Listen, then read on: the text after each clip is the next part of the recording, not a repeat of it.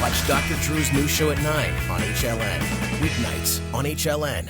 George, did you ever touch your daughter inappropriately? No, sir, I did not. Did you ever sexually molest her at any age, in any way, at any time? No, sir, I did not. Did not. I couldn't do that and would not do that. Do you believe that? Absolutely. Here to share insight is bounty hunter Rob Dick. He spent time in the Anthony home during those key days that authorities were still looking for little Kaylee. And Mark Edgar Stevens is a body language specialist. First, Rob, Cindy seems adamant that George did not molest Casey. Is she just standing by her man? No, I don't believe it for a second. George never touched her. I mean, think about it. If it came from Casey, you know it's a lie. No way. Yeah, I think we all learned that very early on in the course of this trial. That's the only thing that we ever knew for sure. How about, Rob, what Cindy is saying? Is there anything that we're learning from her that you think is new information or any change in her attitude from your perspective? Well, there was a couple times where I think she slipped a little bit and they didn't go far enough. One time she said she started to, when she came home that night, and then she changed it to the 16th, which doesn't make sense for what we know happened. And then the other time was when she said the last straw was when she started taking money from her mother, being Cindy's mother. Meaning not Cindy herself, but the grandmother of Casey. Is that right? Correct. When she confronted Casey, which we talked about that night of the 15th, that big fight that, you know, they just won't come out and admit, she started to talk about it a little bit. She said that she had learned, the last straw was when she learned that Casey was taking money from her mother, being Casey's grandmother.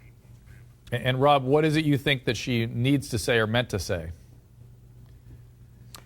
Well, she changed it twice. Like I said, she doesn't want to talk about a fight of the night of the 15th. We keep bringing it up. There's been witnesses to it.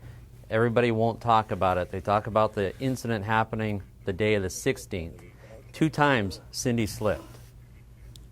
So you think that the fight with Cindy had something to do with Casey's action? Is that what you're suggesting? Yeah, 100%. I believe that Casey left the house that night.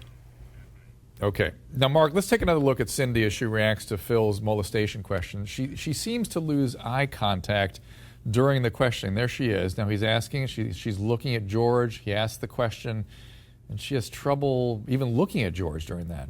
Tell me about that. Yes, this is a classic case of when someone literally wants to close down what it is that they're seeing or hearing. She drops, with the oculars there in the eyes, she drops down as if she's shading what's happening. Whenever we are talking about something that either we don't want to be true or that is untrue for us, we will literally close down our eyes, and you'll see if it's a prolonged close, it's such a strong. I can't believe it. That's right. She does sort of look away here a little bit too. That's exactly right.